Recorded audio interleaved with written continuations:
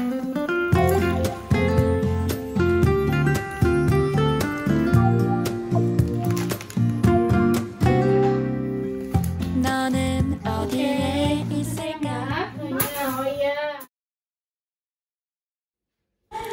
semuanya, Assalamualaikum warahmatullahi wabarakatuh. Kembali lagi di TPAP Channel kegiatan ibu rumah tangga dengan segala kesibukannya di rumah. Alhamdulillah hari ini aku masih bisa share ke teman-teman kegiatan aku setiap hari di rumah. Walaupun terlihatnya kegiatan ibu rumah tangga di rumah itu gitu-gitu aja setiap harinya ya teman-teman, berulang, tapi pastinya ada kegiatan yang berbeda karena kan setiap hari juga nggak sama. Dan mudah-mudahan di kegiatan aku seperti ini bisa memberikan semangat ke teman-teman dan juga bermanfaat dan juga menginspirasi ya. Aku mulai pagi hari aku dengan mandi dulu teman-teman. Tadi subuh aku udah mandi biar lebih segar. Aku lihat dulu hari ini anak aku mau sekolah apa enggak ya, karena kan dia kemarin masih batuk pilek. Kalau anak aku sih masih semangat sebenarnya sekolah, cuman hari ini aku lihat lagi dia masih batuk apa pilek pas dia bangun nanti. Tapi untuk jaga-jaga tadi pagi aku mandi duluan dan setelah itu baru sholat subuh. Lanjut aku ke dapur.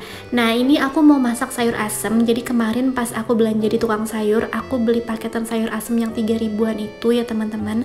Tapi pas aku lihat di bumbu racik ya, di tempat bumbu racik, ternyata aku nggak punya bumbu racik sayur asem. Jadi ya udah, ini aku mau pakai bumbu yang aku bikin sendiri. Nah biasanya aku nggak pede nih kalau misalnya bikin sayur asem dengan bumbu sendiri, tapi kali ini ternyata alhamdulillah enak teman-teman, dan bumbunya juga simple.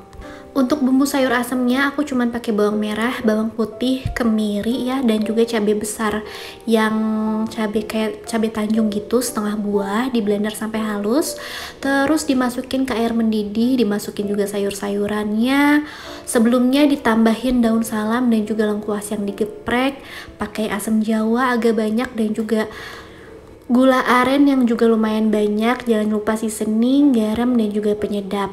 Nah kalau misalnya sayur asam itu kan kalau rasanya lebih nano-nano tuh lebih seru ya, lebih enak.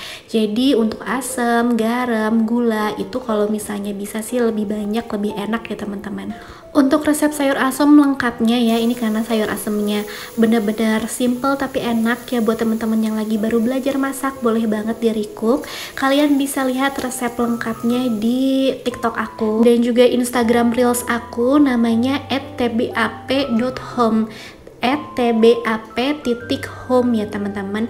Dan juga kalian juga bisa lihat di Facebook. Kalau misalnya kalian mainnya Facebook, bisa lihat nama Facebook aku Mamah Ujang ya teman-teman. Bisa kalian lihat di sana. Aku suka bikin video pendek untuk bikin resep-resep dan video pendek lainnya ya. Karena di sini juga ada teman-teman yang lebih suka sama video pendek ketimbang video panjang seperti di YouTube ini. Jadi kalian bisa mampir di Instagram atau TikTok atau Facebook aku ya teman-teman. Nah ini untuk temen sayur asemnya, aku tadi bikin sambal terasi dan juga aku ngegoreng pindang tongkol, atau di tempat lain juga pindang cuek ya, atau ikan cuek ya, ikan keranjang, dan yang lain-lainnya mungkin beda-beda. Kalau di aku namanya pindang tongkol. Selanjutnya ini aku mau bikin untuk sarapan suami aku yang nanti juga dibekal. Nah ini karena aku masih punya sisaan roti satu nih ya teman-teman, mau aku kukus aja buat bekal suami aku sarapan di kantor nanti. Untuk isiannya cuman aku kasih keju aja sama seres, terus aku kukus kurang lebih 5 menit biar agak lama gitu ya ngukusnya, biar dia tuh bener-bener empuk. Pas nyampe kantor itu masih empuk gitu pengennya. Karena ini udah mau berangkat suami aku ini, jadi aku mau bungkusin dulu untuk bekalnya. Sayur asemnya jangan lupa, itu pindang tongkolnya udah aku masukin ke wadah bekalnya, ke lunch boxnya. Sambal juga nanti aku mau masukin ya. Kalau makanan kayak gini di bekal kayaknya bikin semangat makan siang ya teman-teman, kayak berkuah-kuah segar gitu. Apalagi rasa sayur asam itu kan nano-nano, jadi kayak lebih semangat aja makannya. Selanjutnya ini aku mau bersihin dapur karena hari ini masaknya nggak begitu yang aneh-aneh dan susah, dan minyaknya muncrat-muncrat ya, jadi ini aku bersihinnya nggak begitu susah. Tadi pas aku ngegoreng pindang tongkol pun aku ngegorengnya pakai terigu ya, aku masukin terigu biar dia tuh nggak beletuk-beletuk, karena ngegoreng pindang tongkol tuh minyaknya pasti buyar-buyar kemana-mana ya teman-teman, muncrat-muncrat kemana-mana. Jadi jangan lupa ditambahin tepung terigu sebelum masukin pindang tongkolnya.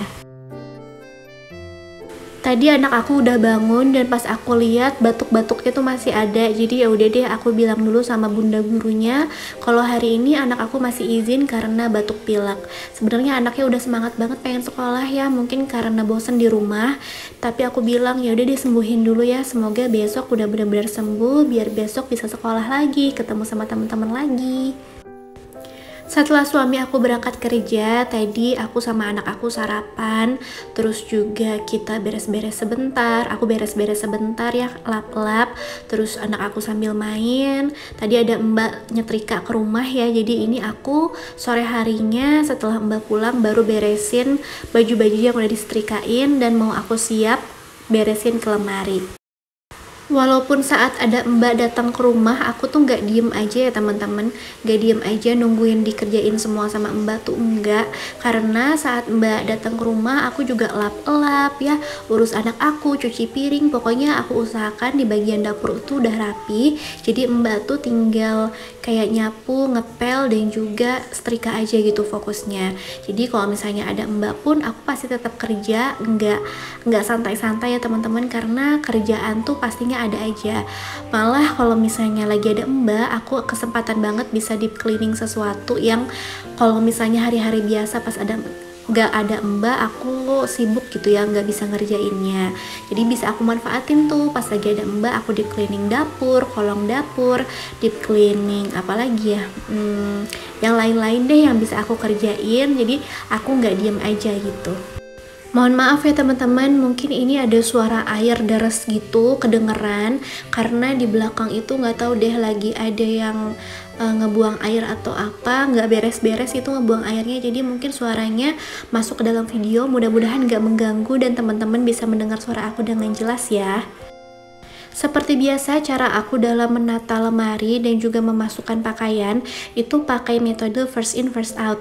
Jadi baju yang baru aja disetrika itu aku taruh di paling bawah, dan yang udah ada di lemari sebelumnya itu aku naikin ke atas. Jadi bisa berotasi gitu ya, untuk pemakaian baju tuh nggak itu-itu aja. Jadi bisa bervariasi pakai bajunya, terus juga bisa digilir benar-benar dari semua baju tuh itu bisa kita pakai gitu setiap harinya. Tapi kalau misalnya untuk baju pergi biasanya nggak bisa kayak gitu ya teman-teman, karena kalau misalnya baju pergi biasanya lebih ke milih, karena kan kita juga nyesuaiin dengan tempat yang akan kita tuju. Misalnya ke tempat yang dingin, kita lebih pilih baju yang hangat gitu ya, yang berlapis-lapis. Terus kalau misalnya ke tempat yang agak panas, mungkin kita pilihnya baju yang nggak terlalu berlapis-lapis, yang bahannya juga enak gitu, nyaman. Di sini teman-teman, siapa nih yang di dalam lemarinya dalam kondisi yang berantakan banget, sampai-sampai mau ngebuka lemari tuh kayak sumpek dan males. Kalau misalnya kayak gitu, udah waktunya buat teman-teman untuk beres-beres lemari, decluttering ya. Apalagi itu bisa bikin teman-teman bisa lebih lega ngelihat lemari jadi lebih rapi dan juga lebih tertata. Kita juga jadi lebih tahu baju apa aja yang kita punya gitu. Kita bisa lebih kreatif dalam mix and match baju yang kita punya. Jadi nilai baju yang kita punya itu lebih bernilai gitu. Jadi kita bisa lebih mensyukuri apa yang udah kita punya.